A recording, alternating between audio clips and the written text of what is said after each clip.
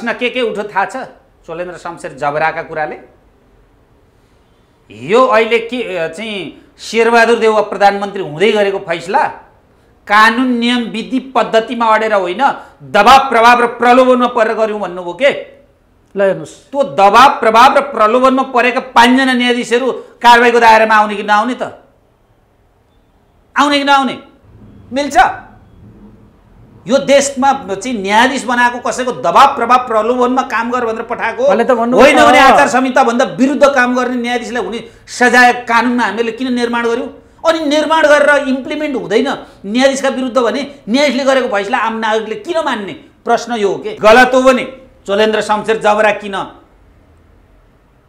कारबाहीको दायरामा नआउने? सही हो भने सम्मानित चाहिँ न्यायाधीश किन कारबाहीको दायरामा नआउने?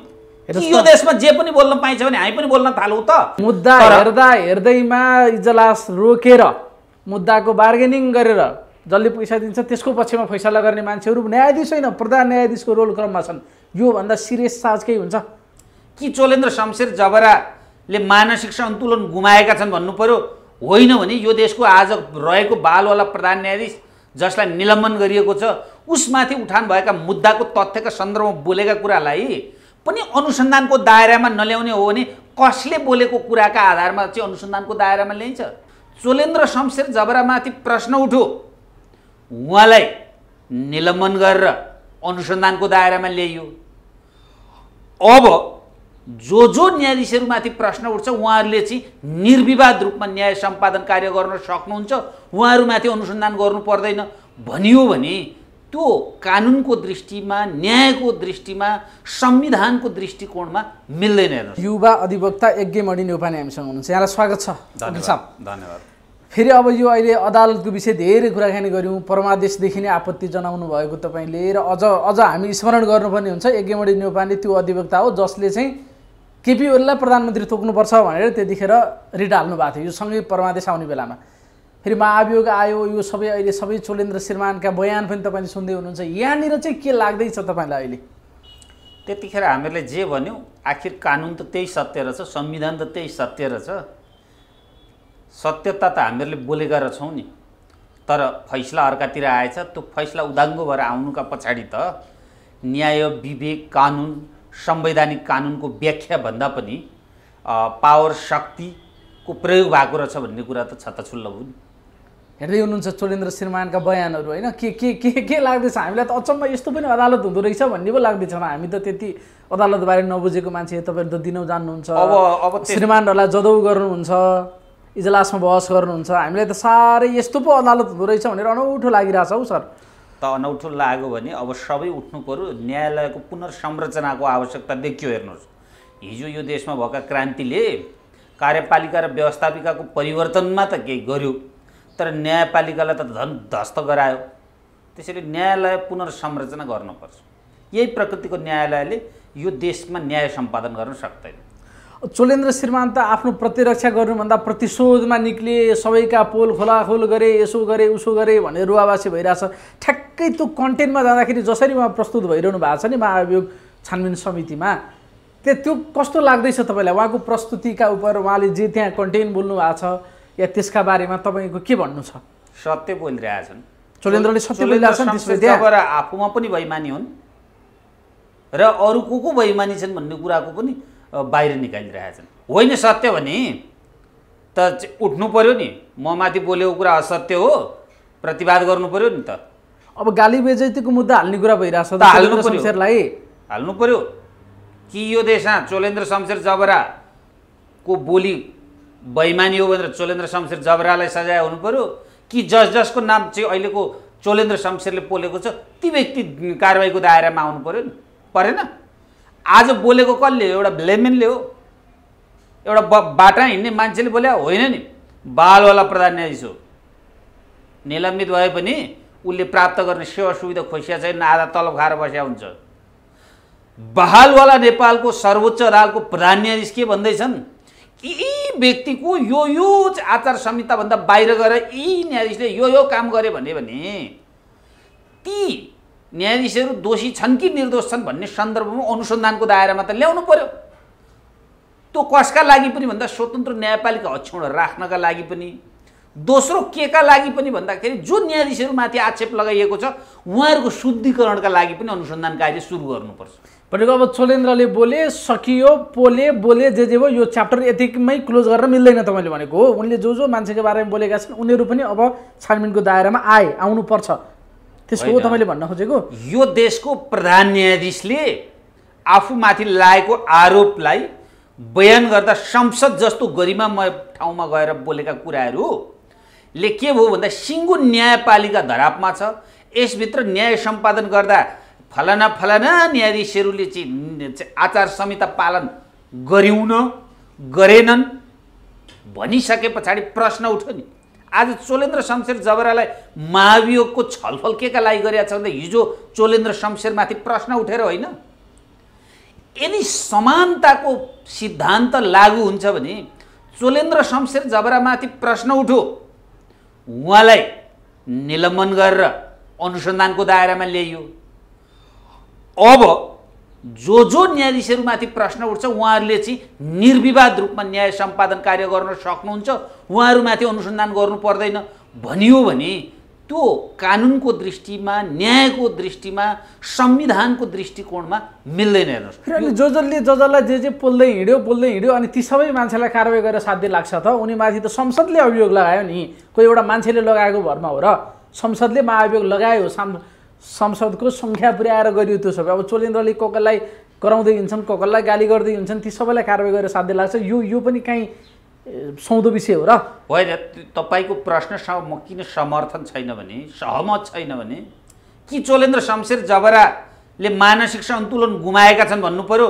होइन भने यो देशको आज रहेको बालवाला प्रधान न्यायाधीश जसलाई निलम्बन गरिएको छ उसमाथि उठान भएका मुद्दाको तथ्यका सन्दर्भमा बोलेका कुरालाई पनि अनुसन्धानको दायरामा नल्याउने हो भने कसले बोलेको कुराका आधारमा चाहिँ अनुसन्धानको दायरामा ल्याइन्छ? कसले बोलेको कुरामा चाहिँ कि त यो व्यक्तिले चाहिँ बोलेर न्यायाधीशको आचार संहिता उल्लङ्घन गर्यो भने त्यस्तो अवस्थामा चाहिँ अनुसन्धानको दायरामा ल्याउनुपर्छ। यो व्यक्तिले बोल्यो भने ल्याउनु हुँदैन भन्ने के ऐन कानुन विधि नियम पद्धति चाहियो? होइन भने एउटा गैर जिम्मेवार नागरिकले बोलेको होइन। यो देशको स्वतन्त्र न्यायपालिका कायम राख्छन् भनेर चाहिँ संसदले शपथ खुवाएर हिजो संसदले विश्वास गरेर पठाएको थियो नि चोलेन्द्र शमशेरलाई, हो नि। संसदीय सुनवाई समितिमा 2 चोटि पास भएका मान्छे हुन् चोलेन्द्र शमशेर। भले उहाँमाथि गरेका गैर कानुनी कार्य, गैर संवैधानिक कार्य न्यायका मान्य सिद्धान्तबाट विचलित भएका कारण उहाँमाथि महाभियोगको प्रस्ताव आयो होला, तर हिजो यो संसदले विश्वास गरेको, हिजो यो न्यायालयले विश्वास गरेको, हिजो न्यायिक परिपाटीले विश्वास गरेको र चाहिँ head of the supreme court command उहाँका हुँदाखेरि यो न्यायाधीशले यो कार्यकलाप गर्नुभयो भनेपछि गरे हो कि होइन भनेर अनुसन्धान गर्नुपर्ने कि नपर्ने? चोलेन्द्र शमशेर अहिले पनि बालवाला प्रधान न्यायाधीश हुन् होइन? तपाईँले भनेको निलम्बित अवस्थामा छन्, तर बालवाला प्रधान न्यायाधीश उनी नै हुन्, अर्को त कामु मात्रै हुन्। उनले बोलेका विषय त्यतिकै कसले सडकमा मान्छे बौला मान्छेले कराउँदै हिँडेको जस्तो पनि त होइन। त्यस आधारमा उनले बोलेका कुरामा अनुसन्धान हुनु पर्यो कि कोर्ट कन्टेम्पमा चोलेन्द्र शमशेरलाई थुन्नु पर्यो, अदालतको अपेला नभयो, न्यायाधीशको अपेला नभयो भन्नु सक्नु पर्यो? कि चोलेन्द्र शमशेर जबराले मानसिक सन्तुलन गुमाए भन्नु पर्यो? कि चोलेन्द्र शमशेरले यो बोलेको कुरा गलत हो भने सजायको कारबाही उठान गर्नु पर्यो? होइन भने अनुसन्धानको दायरामा जस छन् तिनीहरूलाई ल्याउनु पर्यो। के का लागि भन्नु न? यदि आज मान्य न्यायाधीशहरूको सन्दर्भमा उठेका प्रश्नमा अनुसन्धानको दायरामा ल्याउनु पनि पर्दैन, उहाँहरूमाथि इन्भेस्टिगेसन हुनु पनि पर्दैन, उहाँहरूलाई चाहिँ न्याय सम्पादन कार्यबाट अलग पनि गर्नु पर्दैन भन्ने हो भने भोलिदेखि आम नागरिकले बोल्न थाल्छन् यो देशमा, अनि न्यायालय कहाँ पुग्छ? स्वतन्त्र न्याय सम्पादन गर्ने कुरा कहाँ पुग्छ? त्यसैले न्यायालयको स्वतन्त्रता कायम गर्ने हो भने पनि त्यसका लागि पनि आखिर के गर्नु पर्यो त भन्दाखेरि जसमाथि अभियोग लाग्यो नि उनीहरूबिच अनुसन्धान हुनु पर्यो। मैले अघि भने के का लागि पनि हुनु पर्यो भन्दा उहाँहरू ठिक हुनुहुन्छ र चोलेन्द्र शमशेर जबराले लगाएको आरोप गलत हो भने पनि त त्यो अनुसन्धानबाट खुलेर आउने हो नि त। त्यसैले यो विषय अनुसन्धान समिति गठन गर्नुपर्छ, जे गठन गर्नुपर्छ, जे आयोग गठन गर्नुपर्छ कि अनुसन्धान समिति गठन गर्नुपर्छ कि संसदीय सुनवाई समितिले सुरु गर्नुपर्छ कि सम्बन्धित निकायको ध्यान आकर्षण हुनुपर्छ र उहाँहरूको गलत छैन भने पनि क्लिन चिट दिए पछाडि के हो भने भोलि आगामी दिनमा आउने प्रधान न्यायाधीशहरू हो क्या उहाँहरूले हाम्रो न्यायालयको भोलि हुने चाहिँ कमान्ड उहाँहरूले सम्हाल्दै हुनुहुन्छ भने आज यो प्रश्न उठिसके पछाडि उहाँमाथि अनुसन्धान गरेर चोलेन्द्र शमशेर जबराले संसदमा बोलेका कुराहरू गलत हुन् भन्ने कुरा निष्कर्ष आयो भने मात्रै हामी के हो भने उहाँहरू ठिक हुनुहुँदो रहेछ भनेर उहाँहरूलाई हामी प्रधान न्यायाधीश स्वीकार गर्न सक्छौँ, न्यायाधीश स्वीकार गर्न सक्छौँ, न्याय सम्पादन कार्यालयमा विचलित हुनुहुँदैन भनेर उहाँमाथि विश्वास गर्न सक्छौँ। होइन भने आज कसरी विश्वास गर्ने? न्याय जस्टिस भन्ने कुरा फैसलासँग मात्रै सम्बन्धित छैन। न्यायाधीशको नियुक्ति नै के हो भन्दा को एउटा सबभन्दा ठुलो तपाईँको योग्यता भनेको के हो भने असल नियतको हुनुपर्ने अथवा स्वच्छ छविको हुनुपर्ने, उच्च छवि भएको हुनुपर्ने भन्ने हो। यहाँ के गरियो भन्दाखेरि जो मान्य न्यायाधीशहरूमाथि चोलेन्द्र शमशेर जबराले लगाउनु भएको अभियोग छ त्यो के हो भने न्यायाधीशको आचार संहिता विपरीत उहाँहरू रहनु भएको छ। उहाँहरूले न्याय सम्पादन कार्यालयमा विचलित हुनुभएको छ। जस्तो नि भनिसके पछाडि जसरी उहाँ प्रस्तुत भइरहनु भएको छ नि त्यहाँ बयान दिने क्रममा ती सबै चिजहरू हेर्दाखेरि तपाईँलाई त्यो ठिकै स्वाभाविकै जस्तो लागिरहेछ कि प्रतिशोधपूर्ण ढङ्गले चाहिँ चोलेन्द्र शमशेर प्रस्तुत भइरहेछन्? म त फसेँ, यिनीहरूलाई पनि अब फसाउँछु भन्ने ढङ्गले पो उहाँ कतै प्रस्तुत भइरहनु भएको छैन? एउटा कर्नर त्यो पनि हेर्नुपर्छ है। हो, त्यही लाग्छ त्यस्तो। त्यो छ कि छैन भनेर हेर्ने भनेको नि मैले छ या छैन भन्ने होइन, त्यसैका लागि अनुसन्धान गरौँ भने हो, त्यसैका लागि अनुसन्धान। तर जसरी यो विषय छताछुल्लो हुनु पर्थ्यो त्यो चाहिँ एकदम राम्रो भइरहेछ भन्ने नै हो तपाईँको मत? होइन, जहाँ गलत छ स्वतन्त्र न्यायपालिकाभित्र चोलेन्द्र शमशेर जबराले भने जस्तो अवस्था छ भने अब न्यायालय पुनर्संरचना हुनुपर्छ पर्दैन? तर उनी त जस्तो उनीमाथि जे अभियोग लगाएको छ त्यसमा होइन भनेर सफाई दिनु त कता कता त्यो यस्तो फलानु यस्तो तिलानु यस्तो यतातिर गयो नि। यो चाहिँ न्यायोचित हो कि होइन? विषय यसरी जानु ठिक हो कि होइन? मेरो प्रश्न त्यहाँनिर हो क्या तपाईँलाई? कुरा यसो ठिक हो त्यो कुरा? एज ए होल जुडिसियरीको नेतृत्वमा भएका बेला सम्मानित सर्वोच्च अदालतबाट भएको फैसलाका आधारमा महाभियोगको प्रस्ताव सुरु भएको छ। हेर्नुहोस्, हामीले डे 1 देखि के भन्यौँ भन्दाखेरि चाहिँ श्रीमती मारेर चाहिँ यसरी लगेर डढाएका व्यक्तिलाई चोलेन्द्र शमशेर जबराले उन्मुक्ति दिने गरी गरेको सर्वोच्च अदालतको फैसला गलत छ, न्याय सम्पादन कार्यबाट विचलित हुनुभयो, उहाँमाथि अभियोग चाहिँ अगाडि बढाउनुपर्छ, उहाँमाथि अनुसन्धान हुनुपर्छ भन्यौँ। तर त्यो कुरालाई नेपाल बार संसदीय सुनवाई समितिले महाभियोगको एजेन्डा बनाएन, उहाँलाई न्याय सम्पादन कार्यमा निरन्तर अगाडि बढायो। जब संसद पुनर्स्थापना भयो त्यो फैसला पछाडि भाग लिने र दिनेका कथा, फैसलामा विचलित भएका कुरा सुरु भएर महाभियोगको प्रस्ताव आयो। सर्वोच्च अदालतमा हामी वकिलहरूले जुलुस लायौँ, जागिर खान गएका मान्य न्यायाधीशज्यूहरूले हडताल गरेर चाहिँ न्याय सम्पादन कार्य अवरोध गर्नुभयो।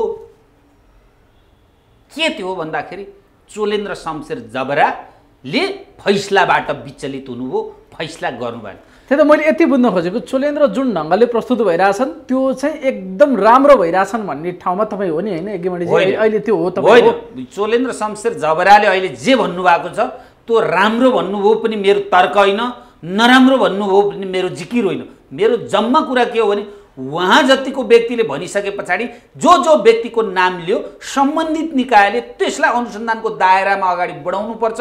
संसद सुतेर बस्न हुँदैन, कसैलाई प्रतिशतको आधारमा मात्रै अनुसन्धान गर्ने होइन।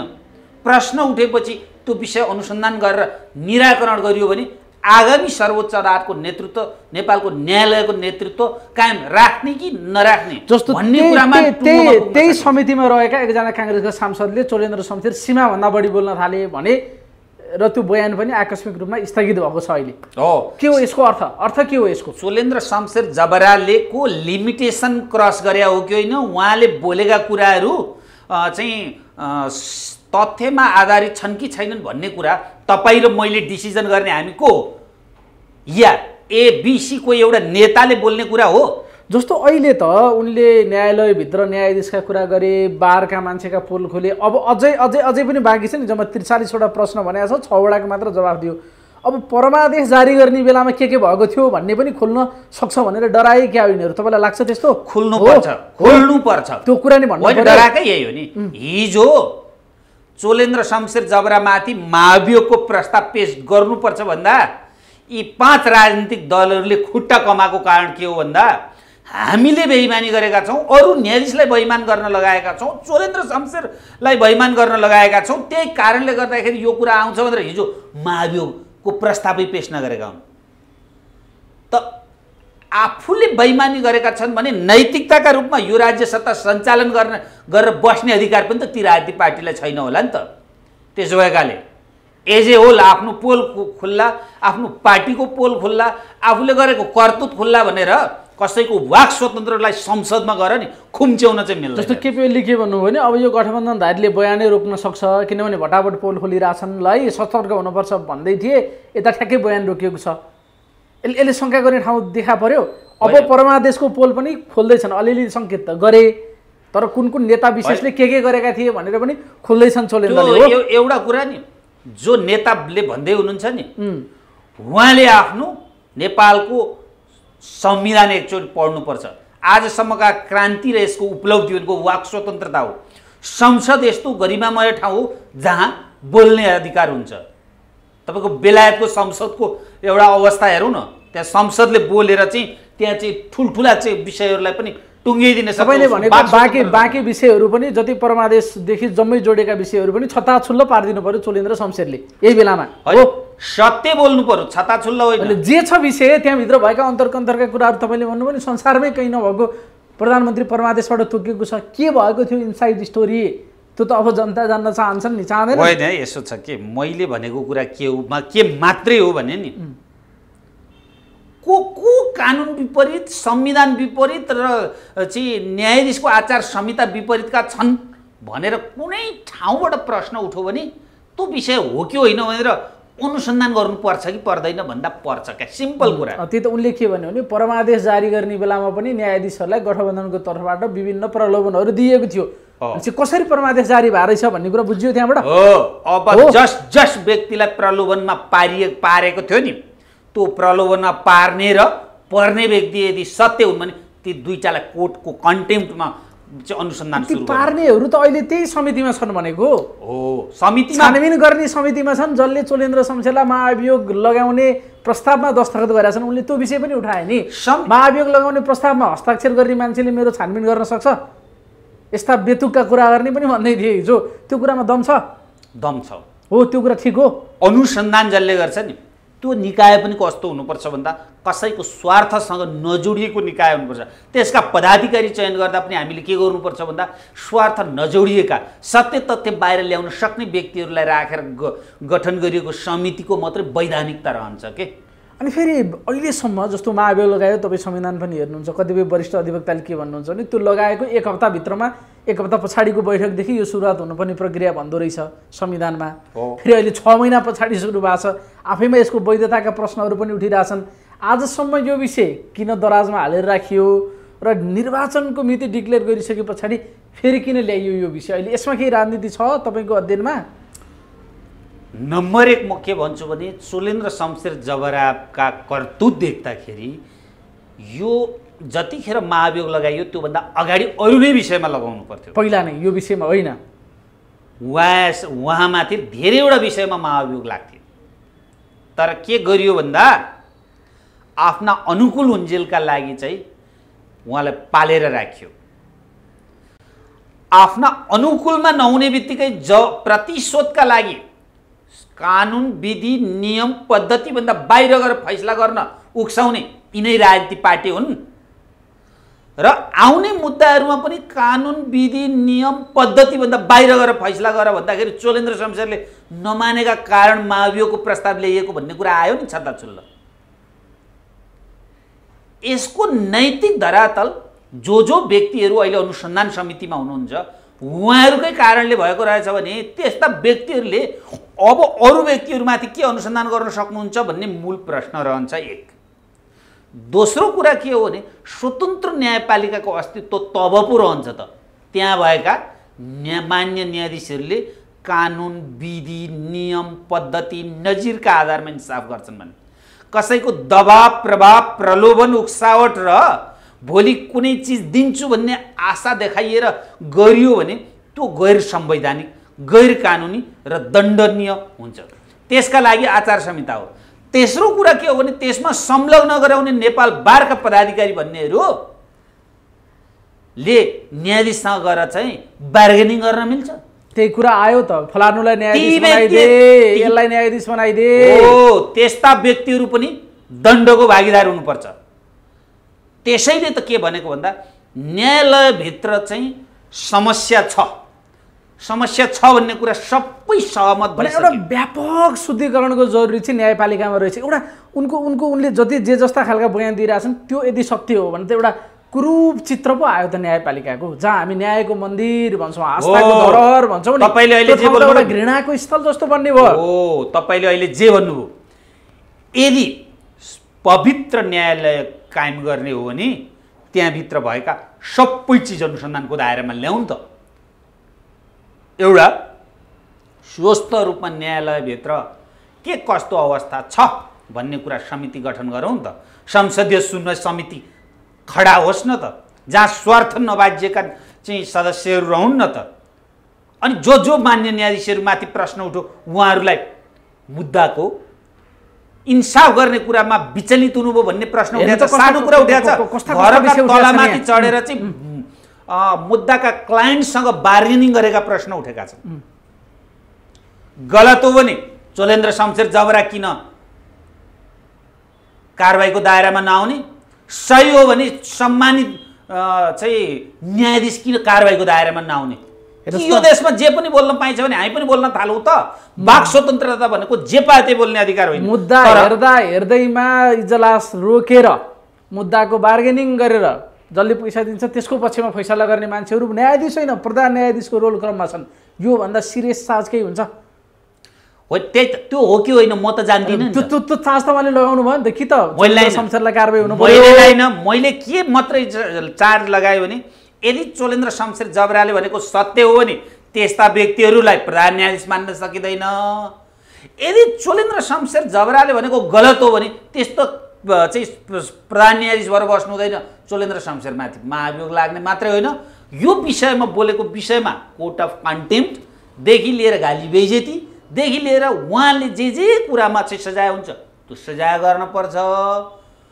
होइन चोलेन्द्र शमशेर जबराले पनि बोलिरहन पाउने, अनि चाहिँ जसमाथि आरोप लाउनु भएको छ उहाँ मान्य न्यायाधीशहरू पनि न्याय सम्पादन गरिरहन पाउने। कस्तोसम्म चित्र देखाउनु भएको छ, एकजना न्यायाधीश जो जाँड खाएर एउटा जडिया जस्तो आफ्नो शरीर समेत थाम्न नसक्ने पिएसओले समातेर गाडीमा हालिदिनु पर्ने न्यायाधीश पनि रहेछन् जो प्रधान न्यायाधीशको रोल क्रममा छन्। तपाईँहरूलाई केही फरक नपर्ला, तर एउटा कमन पिपुलले हेर्दाखेरि हेर्नु त हाम्रो न्यायपालिका हाम्रा न्यायाधीश प्रधान न्यायाधीशको रोल क्रममा बसेका एउटा कस्तो चित्रबाट आयामबाट हेर्नुपर्छ।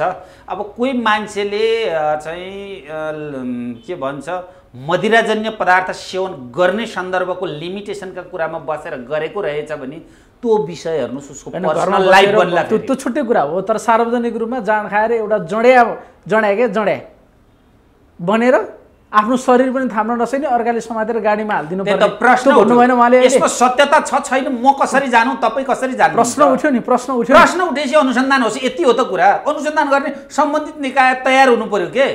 प्रश्न उठिरहने उत्तर दिनु नपर्ने। एउटा जनताले न्याय पाउँदो रहेछ त हाम्रो न्यायपालिकाबाट यदि उनले भनेको कुरा अनुसार त। यहाँ त बार्गेनिङ हुँदो रहेछ खुलम खुला। फेरि वरिष्ठ अधिवक्ताहरूले फलानु न्यायाधीश राखेर मुद्दा गरिदिनु पर्यो, मेरो मुद्दामा यो फैसला गरिदिनु पर्यो, पहिल्यै यस्तो भन्दा रहेछन्। सिर्फ फैसला नै हुँदो रहेछ, यहाँ न्याय हुन्छ। प्रश्न के उठ्यो थाहा छ? चोलेन्द्र शमशेर जबराका कुराले यो अहिले के चाहिँ शेरबहादुर देउवा प्रधानमन्त्री हुँदै गरेको फैसला कानुन नियम विधि पद्धतिमा अडेर होइन, दबाब प्रभाव र प्रलोभनमा परेर गर्यौँ भन्नुभयो के। ल हेर्नुहोस्, त्यो दबाब प्रभाव र प्रलोभनमा परेका 5 जना न्यायाधीशहरू कारबाहीको दायरामा आउने कि नआउने त? आउने कि नआउने? चोलेन्द्र शमशेर जबरा, एकर्डिङ टु चोलेन्द्र शमशेर जबरा हामीले त्यस्तो प्रभाव दबावमा परेर चाहिँ यो विषयमा हामी इन्साफमा पुग्यौँ भन्नुभयो। मिल्छ? यो देशमा चाहिँ न्यायाधीश बनाएको कसैको दबाब प्रभाव प्रलोभनमा काम गर भनेर पठाएको होइन भने आचार संहिताभन्दा विरुद्ध काम गर्ने न्यायाधीशलाई हुने सजाय कानुनमा हामीले किन निर्माण गर्यौँ? अनि निर्माण गरेर इम्प्लिमेन्ट हुँदैन न्यायाधीशका विरुद्ध भने न्यायाधीशले गरेको फैसला आम नागरिकले किन मान्ने? प्रश्न यो हो के। त्यसो भए चोलेन्द्र शमशेर मात्रै होइन, परमादेश जारी गर्ने बाँकी 4 जनाका माथि पनि गम्भीर प्रश्न अब उठेन। हिजो यो फैसला गर्दाखेरि भाग मागेका आधारमा फैसला भयो भन्ने जरियाबाट उठान भएको होइन।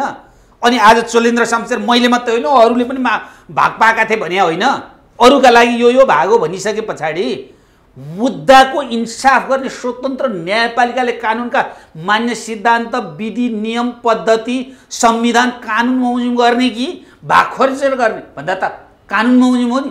कानुनबाट विचलित भयो भने सजाय गर्ने कानुन ल्याएको छ। अब त्यो कानुन बमोजिम काम नगर्ने न्यायाधीशलाई नै कारबाही हुँदैन भने कानुन विपरीत गर्ने आम नागरिकका लागि दण्डित गर्नका लागि नैतिक रूपमा न्यायालयले सक्दैन। त्यसो कारणले गर्दा पनि यो विषय अनुसन्धानको दायरामा ल्याउनुपर्छ, उठान हुनुपर्छ, स्वतन्त्र न्यायपालिका अक्षण राख्नुपर्छ।